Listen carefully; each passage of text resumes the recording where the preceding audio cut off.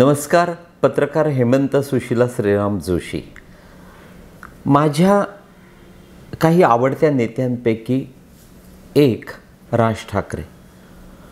त्यांचं वाक्य मला अनेकदा आठवतं की असे अलीकडे पाय उरलेले नाहीत की ज्यांना हात लावावा, वाकून नमस्कार करावा, हे ते वाक्य.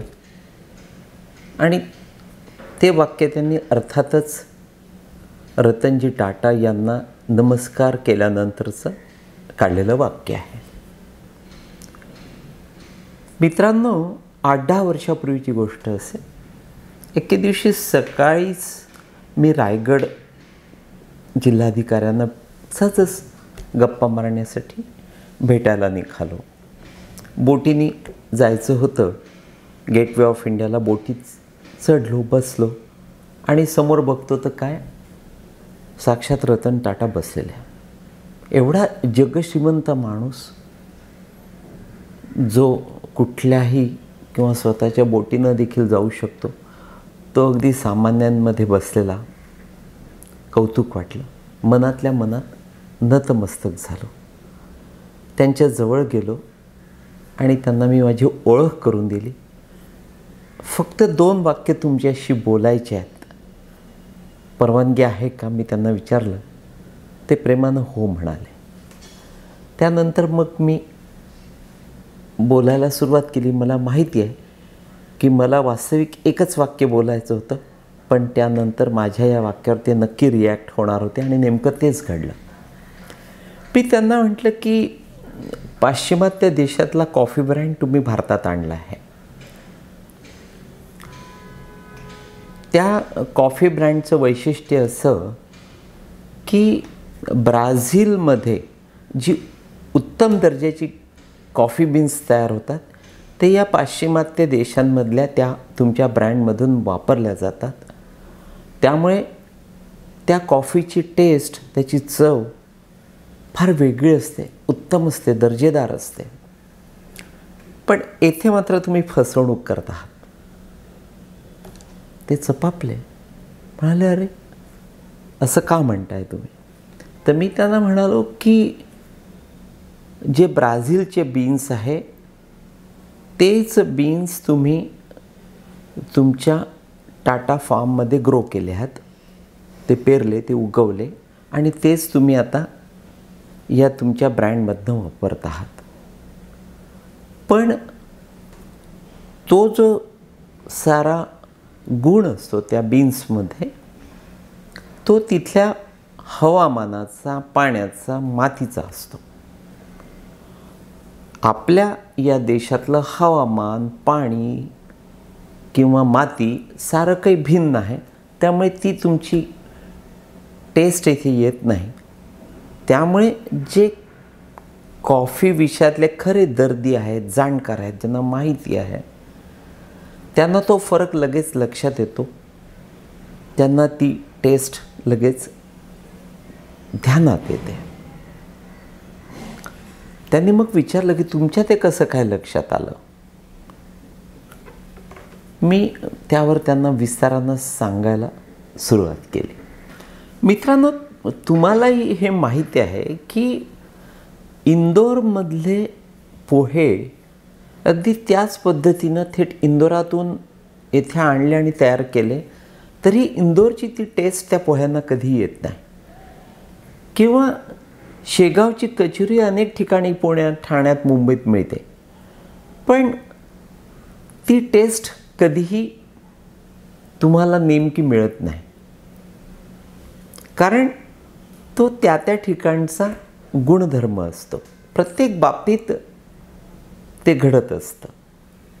मी त्यांना उदाहरण दिलं की समजा देवगड, रत्नागिरीचा हापूस जर आम्ही नागपुरात नेला आणि तिथे झाडं आम्ही उभी केली, त्या झाडांना भलेही हापूस येतील, आंबे येतील, पण त्यांची चव वेगळी असेल. ती रत्नागिरी, देवगडसारखी हुबेहूब नसेल. त्यामुळे तुमच्या ज्या बीन्स आहे, त्या बीन्समुळे ही टेस्ट त्या इथल्या कॉफीला येत नाही. त्यांनी विचारलं की तुम्हाला एवढी माहिती कशी? मग मी त्यांना सांगितलं की माझा मुलगा वयाच्या 20व्या वर्षी या व्यवसायात आला आणि त्यानं मुंबईत स्वतःचा, जेव्हा कुठलेही ब्रँड्स नव्हते, फारसे परदेशातले कॉफी ब्रँड्स इथे नव्हते, तेव्हा त्यानं स्वतःचा कॉफी ब्रँड उभा केला. आणि या कॉफीच्या प्रेमापोटी मी तो जगभर फिरतो, कॉफीचा अभ्यास करतो, कॉफी शॉप्सविषयी माहिती जाणून घेतो. त्यामुळे आम्हाला या व्यवसायातले सारे लूफहोल्स माहिती आहेत. मग त्यांना माझ्या कॉफी ब्रँडचं नाव सांगितल्यावर ते अवाक झाले. ते म्हणाले, आय नो युअर ब्रँड.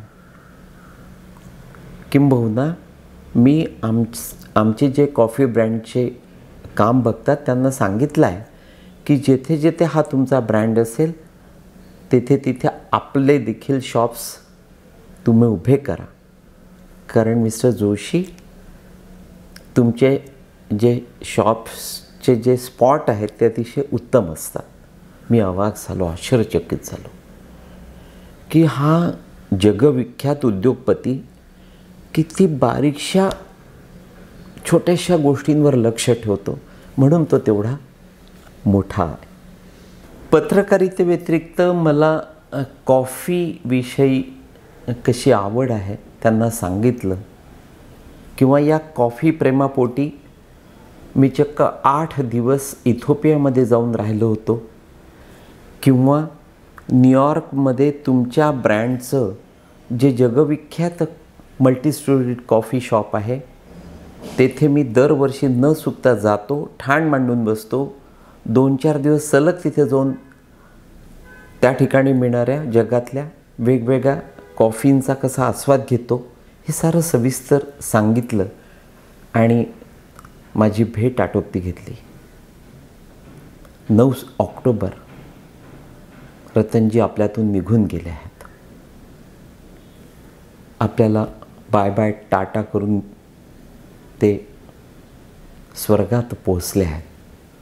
पण मित्रांनो, त्यांचे विचार, त्यांचे आचार, त्यांची करणी, त्यांची समाजसेवा, त्यांची देशसेवा, त्यांचं उद्योगप्रेम, त्यांनी उद्योगात घेतलेली भरारी, हे सारं, या साऱ्या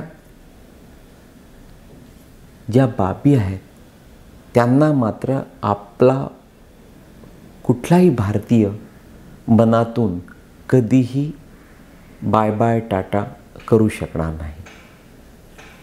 रतनजी टाटा यांना अगदी मनापासून श्रद्धांजली वाहतो. आता नेहमीच्या त्या राजकीय मुद्द्याकडे वळतो. हरियाणा आणि जम्मूच्या यशानंतर आपल्या या राज्यातले जे अतिहुशार मीडियातले आहेत किंवा विविध राजकीय नेते आहेत की जे उगाचच वायफळ बडबड करत असतात, तोंडाची वाफ गमवत असतात, त्यांची नशा खाडकन उतरली आहे. त्यांचा दृष्टिकोन अचानक बदलला आहे.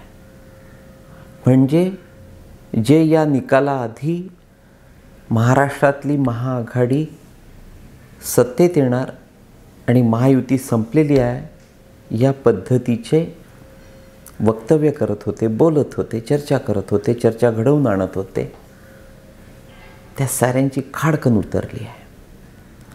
तुम्हाला आठवतं का, ज्यावेळी आपल्या या राज्यामध्ये मराठा आंदोलन जोरात होतं त्यावेळी देखील मी तुम्हाला पुढल्या विधानसभा निवडणुकीनंतर पुन्हा आपल्या या राज्यात महायुतीचं सत्तेवर येईल कायम सांगत आलो आहे. आणि अर्थातच मित्रांनो, आता ते चित्र जवळपास स्पष्ट झालं आहे. महायुती नक्कीच सत्तेत असेल.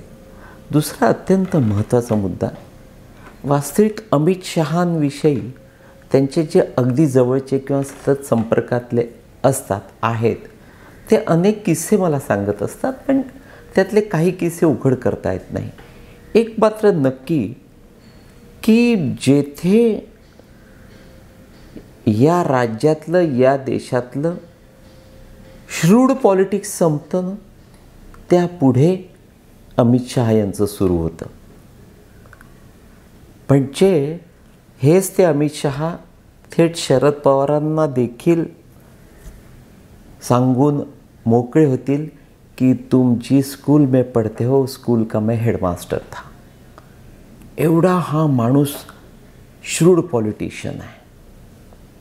पण केवळ फडणवीसांच्या सांगण्यावरून त्यानं आपल्या राज्यातल्या ज्या नेत्यांना जवळ घेतलं, प्रेमानं आलिंगन दिलं, मोठं केलं, त्यातले अर्थातच एक होते एकनाथ शिंदे. पण मला असं वाटतं की का कोण जाणे, कधीकधी एकनाथ शिंदे यांची राजकारण करण्याची पद्धत किंवा काही व्यवहार, अनेकदा त्यांचं बोलणं, म्हणजे अगदी अलीकडे मी दर दिवशी 10,000 फायलींवर सह्या करतो ते म्हणाले होते, या पद्धतीचं त्यांचं वागणं, बोलणं, मला असं वाटतं ते खूप उथळ असतं. अर्थात जरी स्थानिक अनुभव असला तरी राज्य चालवताना हे कधीतरी घडत असतं. मात्र का कोण जाणे, कुठेतरी भारतीय जनता पक्षाला त्यांच्या लॉयल्टीविषयी अधूनमधून शंका येत असावी. कारण या विधानसभा निवडणुकीनंतर 100% एकनाथ शिंदे यांना मुख्यमंत्री केलं जाणार नाही. पुढले मुख्यमंत्री पहिले 2.5 वर्ष मुख्यमंत्री देवेंद्र फडणवीस असतील. कारण त्यांना त्या R.R. पाटील पद्धतीनं पुन्हा एकदा मुख्यमंत्री व्हायचं आहे.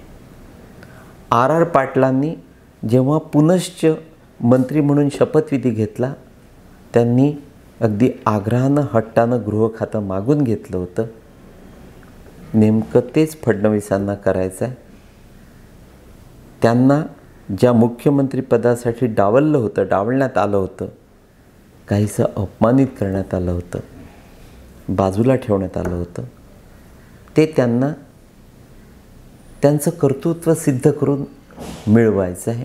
ते मिळवतील आणि त्यासाठी या राज्यात फक्त पहिले 2.5 वर्ष राहतील. माझं प्रत्येक वाक्य लिहून ठेवा.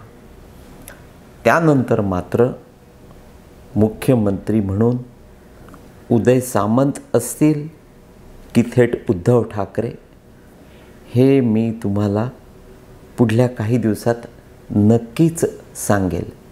एक मात्र नक्की आहे की एकनाथ शिंदे यांनी आपण कुठे सही करतो किंवा कशा पद्धतीनं आपले व्यवहार असतात त्यावर काळजी घेतली पाहिजे.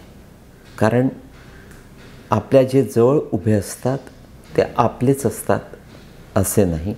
आणि एकनाथ शिंदे शेवटी काहीही झालं तरी एक लोकमान्य असा नेता आहे.